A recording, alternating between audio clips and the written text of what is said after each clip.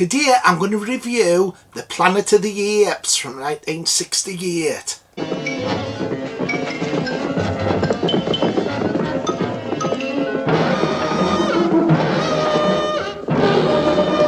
Planet of the Apes came out in 1968 and was directed by Franklin J. Schaffner, and it's based on the 1963 novel by Pierre Boulle.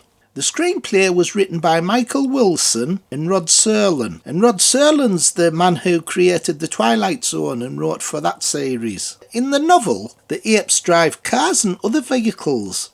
However, because of budget costs, the film didn't do this. The music was by Jerry Goldsmith. It runs 112 minutes. The film cost $5.8 million, but was a massive success and made back $33.4 million. This was the first of 5 films made, as well as a TV show and an animated series. And later they would make more films. Tim Burton did a reboot film, and recently there's been 3 other films made. The Grand Canyon was filmed in the early scenes of the film, and this gave the film an alien-looking location. The film won an Academy Award for John Chambers' makeup in the film. It was also nominated for Best Costume Design and Best Original Score by Jerry Goldsmith, and the film is regarded as a sci-fi classic. The film stars Charlton Heston as George Taylor, Roddy McDowall as Dr. Cornelius, Kim Hunter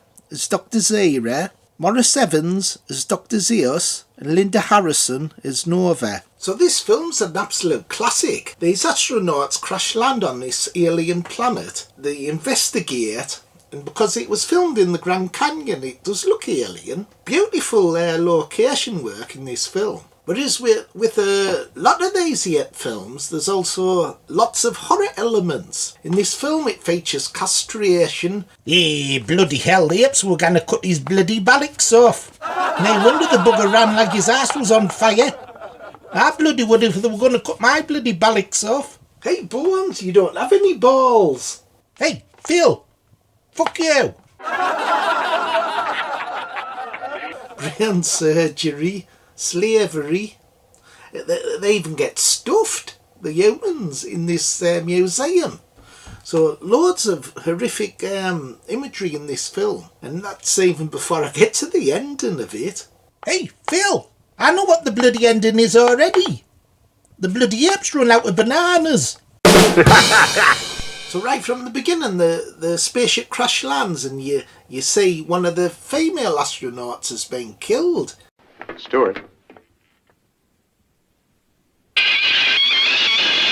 And the director zooms in on her corpse. But the director seems to use lots of zoom techniques in this film.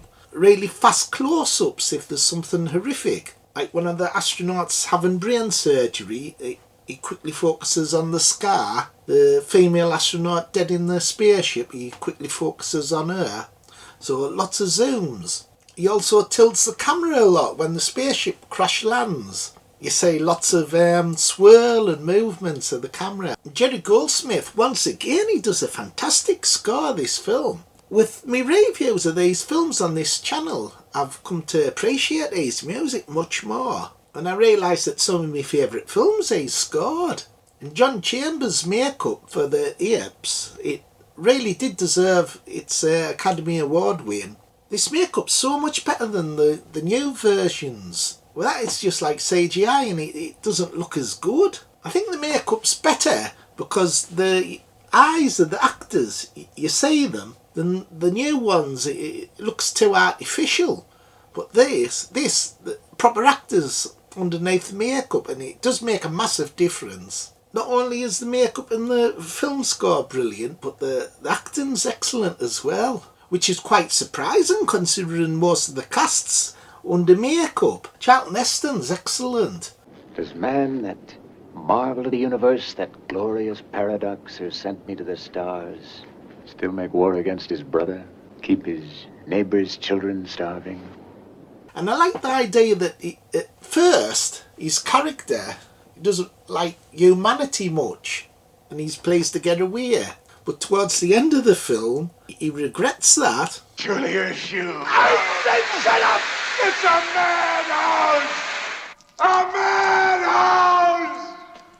It's interesting that this film and the second one, Beneath the Planet of the Apes, it's almost like a two-parter in a way. Charlton Heston appears in the second one towards the end. They kind of like follow on straight on from each other. You could almost watch both of these films like a two-parter. Both terrific films, easily the best two in the series. It's also interesting that it's 30 minutes through the film until you see the apes. And I think that's really well done, actually.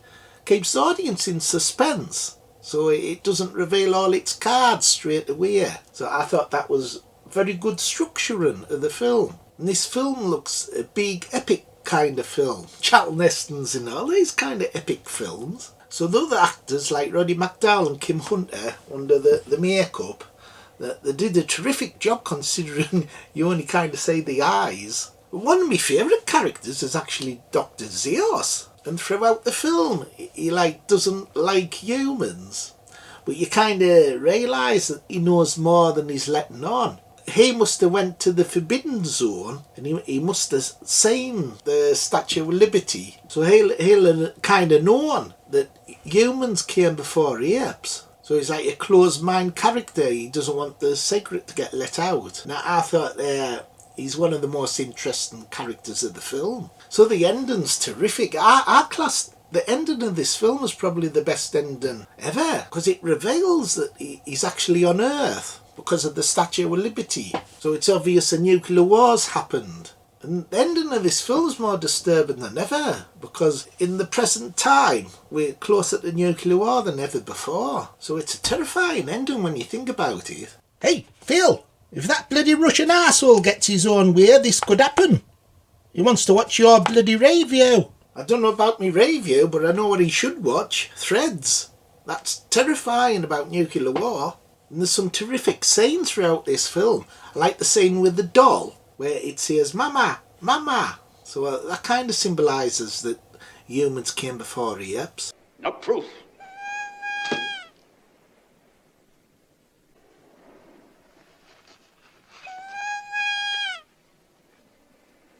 I like Dr. Zeus's warning, telling Taylor that he'll say something.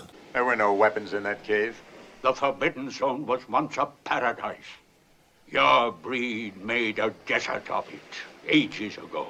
There's got to be an answer. Don't look for it, Taylor. You may not like what you find. It's funny when Taylor kisses Zara. I think it's almost like an interracial kiss. All right, but you're so damned ugly. And I like the scene where you say the three apes like that. So it's like, say no evil, speak no evil, hear no evil. So when I was a kid and I watched this for the first time, I was shocked by the ending. That really got us into like how stories can be told, and that the ending's very important. And how filmmakers can like trick the audience, because when you watch this film for the first time, you naturally think he's on an alien planet. Because like the location work at the beginning, like Grand Canyon, looked totally weird. But to be confronted by the Statue of Liberty, like all broken and everything, I thought that was excellent. And the crashing of the waves as well. That's eerie. And the film ends on that. I thought that was a perfect way to end a brilliant film. So I think this is a masterpiece of sci-fi. Probably the best one, this and like the Star Wars films. So out of 10, it's obvious when I'm going to give it 11! 11 out of 10. It's a good thing going to do, right? Bloody brilliant, Phil. Top marks, one of my favourites. Okay, everybody, bye. See you next time. I'm subscribing, share.